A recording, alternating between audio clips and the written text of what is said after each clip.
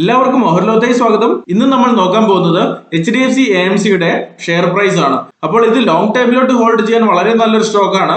എന്നാൽ നമ്മൾ ഇന്ന് പ്രധാനമായും നോക്കുന്നത് ഇതിൽ നല്ലൊരു സ്വിംഗ് ട്രേഡ് എങ്ങനെ എടുക്കാം, അല്ലെങ്കിൽ നമുക്കൊരു ഷോർട്ട് ടൈമിലോട്ട് നല്ലൊരു ലാഭം ഇതിൽ എങ്ങനെ ഉണ്ടാക്കാം, അതിന്റെ എൻട്രി എക്സിറ്റ് എല്ലാമാണ് നമ്മൾ നോക്കുന്നത്. അപ്പോൾ ഈ വീഡിയോ മുഴുവനായി ശ്രദ്ധിച്ച് കണ്ടാൽ നിങ്ങൾക്ക് ഇതിൽ നിന്ന് കിട്ടുന്നത് ഈ ലെവൽസിന് പുറമെ ഇത് നമ്മൾ എങ്ങനെയാണ് അനലൈസ് ചെയ്യുന്നത് എന്ന് മനസ്സിലാക്കുന്നത് വളരെ പ്രധാനപ്പെട്ടതാണ്. നമ്മൾക്ക് മറ്റുള്ള സ്റ്റോക്കുകളിലും ഇത് അപ്ലൈ ചെയ്യാൻ പറ്റും. കാരണം നമ്മളിവിടെ പല കാര്യങ്ങൾ പറയുന്നുണ്ട്, എല്ലാം മനസ്സിലാക്കിയാലാണ് നമ്മൾക്ക് നല്ലൊരു ട്രേഡ് എടുക്കാൻ പറ്റൂ. അപ്പോൾ നമുക്ക് ചാർട്ടിലോട്ട് പോകാം. ഈ ഒരു ചാർട്ട് നമ്മൾ കഴിഞ്ഞ മാസം 28-ാം തീയതി ഡിസ്കസ് ചെയ്തതാണ്. അതായത് ഏകദേശം ഈ ഒരു ലെവലിൽ ഇവിടെ എത്തിയപ്പോൾ നമ്മൾ ഡിസ്കസ് ചെയ്തതാണ്. അന്ന് നമ്മൾ പറഞ്ഞതാണ്, അന്ന് വരച്ച ലൈൻസ് ആണ് ഇതെല്ലാം. അപ്പോൾ അന്ന് നമ്മൾ പറഞ്ഞതാണ് ഈ ഒരു സപ്പോർട്ട് ലൈനിൽ ഇത് വരുവാണെങ്കിൽ ഇവിടെ വന്നിട്ട് തിരിച്ചൊരു ബൗൺസ് തരുവാണെങ്കിൽ നമുക്ക് എടുക്കാമെന്ന് പറഞ്ഞു അല്ലെ. ആ പറഞ്ഞതിന്റെ 2 ദിവസം കഴിഞ്ഞപ്പോഴാണ് ഈ ഒരു ഗ്യാപ് ഡൗൺ വരുന്നത്. ഗ്യാപ് ഡൗണിന് കാരണം എന്താണ് നമുക്കറിയാം. സ്റ്റാൻഡേർഡ് ലൈഫ് എന്ന് പറയുന്ന UK ബേസ്ഡ് കമ്പനിയാണ് ഇതിന്റെ സെക്കൻഡ് പ്രൊമോട്ടേഴ്സ് എന്ന് പറയുന്നത്, അല്ലെങ്കിൽ ഫസ്റ്റ് പ്രൊമോട്ടർ എന്ന് പറയുന്ന ആരാണ്? HDFC തന്നെയാണ്. 52% ഷെയർ ഹോൾഡിംഗുമായിട്ട് HDFC തന്നെയാണ് ഇതിന്റെ ഫസ്റ്റ് പ്രൊമോട്ടർ എന്ന് പറയുന്നത്. സെക്കൻഡ് പ്രൊമോട്ടേഴ്സ് ആയിട്ടുള്ള സ്റ്റാൻഡേർഡ് ലൈഫ് അവർക്ക് ഏകദേശം 21% ഹോൾഡിംഗ് ഉണ്ട് ഇതില്. അപ്പോൾ അവരുടെ 5% ഹോൾഡിംഗ് ഏകദേശം 1.6 crore ഷെയർ അവര് വിറ്റൊഴിവായി. അപ്പോൾ അന്നേരമാണ് പെട്ടെന്ന് ഇങ്ങനെ ഒരു ഡിപ്പ് വന്നത്. അപ്പോൾ നമ്മൾ പറഞ്ഞ ഒരു സപ്പോർട്ട് ലെവലിലേക്ക് വേഗം എത്തുകയും ഈ ഒരു സപ്പോർട്ട് ലെവൽ തന്നെ ഇങ്ങനെ കൺസോൾട്ടേഷനാണ് കാണുന്നത് അല്ലെ. ഈ ഒരു കൺസോൾട്ടേഷൻ നമുക്ക് വോളിയം നോക്കിയാലും മനസ്സിലാവും. ഇവിടെ ഒരു അക്യുമുലേഷൻ ആണ് നമ്മൾ ഇവിടെ കാണുന്നത്. അപ്പോൾ ഈ ഒരു അക്യുമുലേഷനിൽ നിന്ന് നമ്മൾ ലാസ്റ്റത്തെ ക്യാൻഡിൽ നോക്കിയാൽ നമുക്ക് ഇവിടെ ഒരു ബുള്ളിഷ്നെസ് അല്ലെങ്കിൽ ഒരു പോസിറ്റീവ് ക്യാൻഡിലാണ് നമ്മൾ ഇവിടെ കാണുന്നത്. അപ്പോൾ ഇവിടെ എങ്ങനെയാണ് ഒരു ട്രേഡ് എടുക്കേണ്ടതെന്ന് നമുക്ക് നോക്കാം. അതിനുവേണ്ടി നമുക്ക് ആദ്യമേ നോക്കുകയാണെങ്കിൽ ഈ ഒരു ചാർട്ട് മുഴുവനായി നമ്മൾ നോക്കുകയാണെങ്കിൽ നമുക്ക് എന്താണ് മനസ്സിലാവുന്നത്? ഇതൊരു അല്ലെങ്കിൽ നമ്മൾക്ക് ഈ ഒരു ഗ്രീൻ ലൈൻ നമുക്ക് ഒഴിവാക്കി നമ്മൾ നോക്കുകയാണെങ്കിൽ മെയിനായിട്ടും ഈ 2 റെഡ് ലൈൻ എന്ന് പറയുന്നത് എന്താണ്? ഇതൊരു ട്രയാങ്കിൾ പാറ്റേണിലാണ് പോകുന്നത് അല്ലെ. ഈ ഒരു ക്യാൻഡിൽസ്റ്റിക് ചാർട്ടിനെ നമുക്കൊരു ലൈൻ ചാർട്ടിൽ നോക്കിയാൽ നമുക്ക് മനസ്സിലാകും. സിമ്പിൾ ആയിട്ട് ഇങ്ങനെ ഒരു ലൈൻ ചാർട്ട് വരച്ച് നോക്കിയാൽ, അല്ലെങ്കിൽ നമുക്ക് ഈ ക്യാൻഡിൽസ് കളഞ്ഞിട്ട് ലൈൻസ് മാത്രം എടുത്ത് നമുക്ക് നോക്കാം.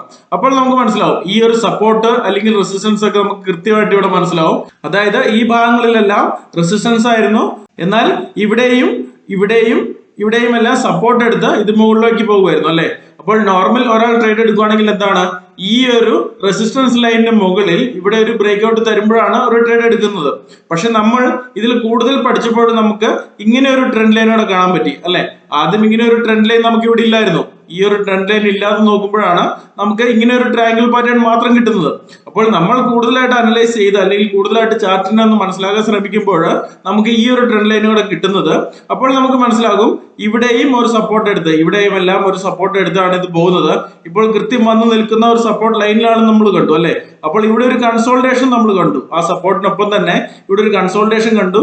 അത് പ്രധാനമായും നമുക്ക് അക്യുമുലേഷൻ, ഈ ഒരു ഫാളിന് ശേഷം നടന്ന ഒരു അക്യുമുലേഷൻ ആണ്. അപ്പോൾ നമ്മൾ ഇവിടെ നോക്കുകയാണെങ്കിൽ നമ്മൾ പറഞ്ഞു ലാസ്റ്റത്തെ ഒരു ബുള്ളിഷ് ക്യാൻഡിലാണ് നമ്മൾ ഇവിടെ ക്ലോസ് ചെയ്ത് കണ്ടിരിക്കുന്നത്.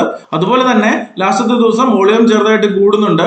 അപ്പോൾ നമ്മൾ ഈ ഒരു റെസിസ്റ്റൻസിൽ എത്തുന്നതിന് മുൻപ് തന്നെ നമുക്ക് ഇവിടുന്ന് നല്ലൊരു ട്രേഡ് എടുക്കാവുന്നതാണ്. കാരണം ഇവിടെ നമുക്ക് റിസ്ക് കുറവാണ്. ഇവിടെ നമുക്ക് കമ്പാരിറ്റീവ്ലി ഇവിടെ എടുക്കുന്നതിനേക്കാളും റിസ്ക് കുറച്ച് എടുക്കാൻ പറ്റും. കാരണം ഇവിടെ നമ്മൾ ഒരു ബ്രേക്ക്ഔട്ട് എടുത്ത് ഇവിടെ നമുക്ക് തരുവാണെങ്കിൽ നമ്മളുടെ സ്റ്റോപ്പ് ലോസ് എന്ന് പറയുന്നത് ഏകദേശം ഈ ഒരു ലെവലിന് ഇതൊരു സപ്പോർട്ടായിട്ട് എടുത്തിട്ട് ഈ ഒരു സപ്പോർട്ട് ലൈനിൽ നമുക്ക് സ്റ്റോപ്പ് ലോസ് വെക്കേണ്ടി വരും.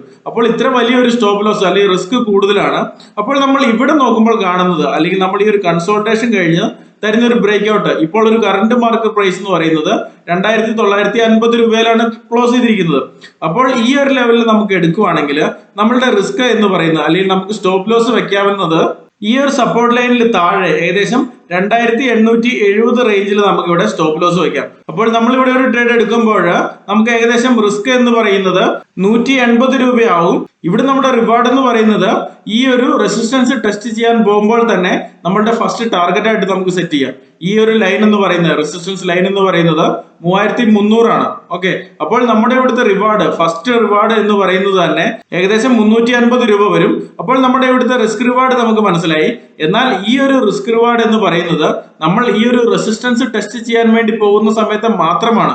നമ്മൾ ഹോൾഡ് ചെയ്യുന്നത് ഈ ഒരു റെസിസ്റ്റൻസ് ടെസ്റ്റ് ചെയ്ത് ഇവിടെ ഒരു ബ്രേക്ക്ഔട്ട് തരാൻ വേണ്ടിയിട്ടായിരിക്കണം നമ്മളിവിടെ ഹോൾഡ് ചെയ്യേണ്ടത്. അപ്പോൾ അധികം നാള് പൈസ ഹോൾഡ് ചെയ്ത് വെക്കാൻ പറ്റില്ല, അല്ലെങ്കിൽ വേറെ ട്രേഡും കൂടെ എടുക്കണം എന്നുള്ളവർക്ക് ഈ ഒരു ടാർഗറ്റ് അച്ചീവ് ആവുമ്പോൾ തന്നെ എക്സിറ്റ് ആകാവുന്നതാണ്. എന്നാൽ ഞാൻ പലപ്പോഴും പറയുന്ന പോലെ ഇപ്പോഴും റിപ്പീറ്റ് ചെയ്ത് പറയുന്നു, നമ്മൾ പല ട്രേഡും മാറി മാറി എടുക്കുന്നതിലല്ല കാര്യം. നമ്മൾ ഒരു ട്രേഡ് എടുത്ത് അതിനെ കോൺസ്റ്റന്റ് ആയിട്ട് അല്ലെങ്കിൽ നന്നായി ഫോളോ ചെയ്ത് അതിൽ പൈസ ഉണ്ടാക്കുന്നതിലാണ് കാര്യം. കാര്യം. കാരണം നമ്മൾ ഒരു സ്റ്റോക്കിനെ തന്നെ നന്നായി ഫോളോ ചെയ്താൽ നമുക്ക് കൂടുതൽ കാര്യങ്ങൾ പഠിക്കാൻ പറ്റും. എന്നാൽ നമുക്ക് പറ്റുന്നത് ഒരു സ്റ്റോക്കിനെ തന്നെ കണ്ടിന്യൂസ് ഫോളോ ചെയ്യാൻ പറ്റാറില്ല. പലപ്പോഴും പല സ്റ്റോക്കുകളും ചാടി നടക്കുന്നതാണ് നമ്മുടെ ഒരു രീതി എന്ന് പറയുന്നത്.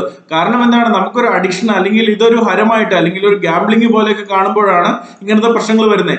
ഇതിനൊരു ബിസിനസ് ആയിട്ട് അല്ലെങ്കിൽ ഗ്രാജുവലായിട്ട് പൈസ ഉണ്ടാക്കാവുന്ന ഒരു മാർഗമായിട്ട് കാണുന്നവര് ഇതൊരു അഡിക്ഷൻ ആയിട്ട് എടുക്കരുത്. ഇതിനൊരു ബിസിനസ് ആയിട്ട് കണ്ട് നമ്മൾ വളരെ വിവേകത്തോടെ സമീപിക്കുകയാണെങ്കിൽ നല്ല ലാഭം ഉണ്ടാക്കാം. അല്ലാതെ പല ട്രേഡിൽ ചാടി നടക്കുമ്പോഴല്ല നമുക്ക് ലാഭം ഉണ്ടാക്കാൻ പറ്റുന്നത്.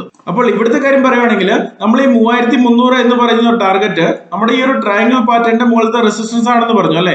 അപ്പോൾ ഇവിടെ എത്തുമ്പോൾ ഈ ഒരു ഭാഗങ്ങളിൽ എത്തുമ്പോൾ നമ്മുടെ സ്റ്റോപ്പ് ലോസ് നമുക്ക് റിവൈസ് ചെയ്ത് വെക്കാം. നമുക്ക് സ്റ്റോപ്പ് ലോസ് റിവൈസ് ചെയ്ത് അറ്റ്ലീസ്റ്റ് നമ്മൾ മേടിച്ച പൈസയിൽ തന്നെ റിവൈസ് ചെയ്ത് വെക്കുകയാണെങ്കിൽ ഇൻ കേസ് ഇതിന്റെ പ്രൈസ് തിരിച്ചു വന്നാലും അഥവാ ഇവിടെ വരെ പോയതിനു ശേഷം ഇവിടുത്തെ വന്ന പോലെ അല്ലെങ്കിൽ ഈ ഒരു ഭാഗങ്ങളിൽ വന്ന പോലെ പ്രൈസ് റിജക്റ്റ് ആയി തിരിച്ചു വന്നാലും നമ്മൾക്ക് മേടിച്ച പൈസയിൽ തന്നെ എക്സിറ്റ് ആവാം. ഇവിടെ റിസ്ക് ഇല്ല.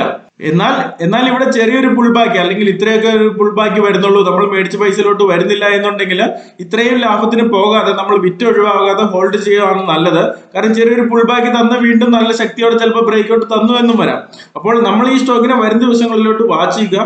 അതിനുശേഷം നമ്മുടെ കയ്യിലുള്ള ക്യാപിറ്റൽ അനുസരിച്ച് അല്ലെങ്കിൽ റിസ്ക് എടുക്കാനുള്ള താല്പര്യം അനുസരിച്ച് നമുക്ക് ഇതിൽ സ്റ്റോക്ക് മേടിക്കാനോ അല്ലെങ്കിൽ മേടിക്കാൻ പൈസ ഇല്ലാത്തവരാണെങ്കിൽ നമ്മൾ ഈ സ്റ്റോക്കിനെ വാച്ച് ചെയ്യുക വരും ദിവസങ്ങളിലേക്ക് എങ്ങനെയാണെന്ന്.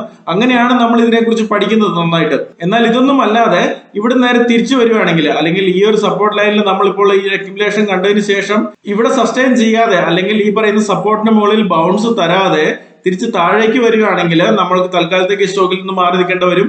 കാരണം നമ്മുടെ ഈ ഒരു സ്റ്റോപ്പ് ലോസ് ഉണ്ടല്ലോ അല്ലെ, സ്റ്റോപ്പ് ലോസിന് താഴേക്ക് പോന്നു കഴിഞ്ഞാൽ നമുക്ക് തൽക്കാലം മാറി നിൽക്കാം. കാരണം ഈ ഒരു ട്രയാങ്കിൾ പാറ്റേണിന്റെ താഴത്തെ സപ്പോർട്ട് എടുക്കുന്നവരെ അല്ലെങ്കിൽ അതിനടുത്ത് എത്തുന്നവരെ നമുക്ക് വെയിറ്റ് ചെയ്യാം. അതിനുശേഷം അന്നത്തെ ദിവസങ്ങളിലെ അതിന്റെ മൂവ്മെന്റ് അനുസരിച്ച് നമുക്ക് ഇവിടുന്ന് എടുക്കാം.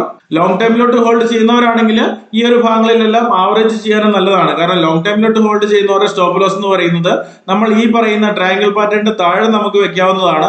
കാരണം ഗ്ലോബലിയോ അല്ലെങ്കിൽ ഇന്ത്യൻ മാർക്കറ്റിലോ അല്ലെങ്കിൽ ഈ ഒരു കമ്പനിക്കോ എന്തെങ്കിലും പ്രത്യേകമായ നെഗറ്റീവ് ന്യൂസ് വന്നിട്ട് താഴെ പോകുകയാണെങ്കിൽ നമ്മൾ സ്റ്റോപ്പ് ലോസ് തന്നെ വെക്കേണ്ടി വരും. അപ്പോൾ അങ്ങനെ വരുവാണെങ്കിൽ നമുക്ക് ഈ ഒരു റേഞ്ച് ഏകദേശം 2400 റേഞ്ച് ആണ് നമ്മുടെ ഇവിടുത്തെ താഴത്തെ ലെവൽ എന്ന് പറയുന്നത്, ഈ ഒരു സപ്പോർട്ട് ലെവൽ എന്ന് പറയുന്നത്. അപ്പോൾ ഈ ഒരു കാര്യം നമ്മൾ മനസ്സിൽ വെക്കേണ്ടതാണ്. അപ്പോൾ ഈ ഒരു ട്രേഡിനെ കുറിച്ച് നിങ്ങൾക്ക് കൂടുതൽ അറിയണമെന്നുണ്ടെങ്കിൽ താഴെ കൊടുത്തിരിക്കുന്ന ജോയിൻ ബട്ടൺ ഉപയോഗിച്ച് ചോദിക്കാവുന്നതാണ്. അപ്പോൾ ഈ വീഡിയോ എല്ലാവർക്കും മനസ്സിലായെന്ന് വിചാരിക്കുന്നു. വീണ്ടും അടുത്ത വീഡിയോയിൽ കാണാം. Thank you very much.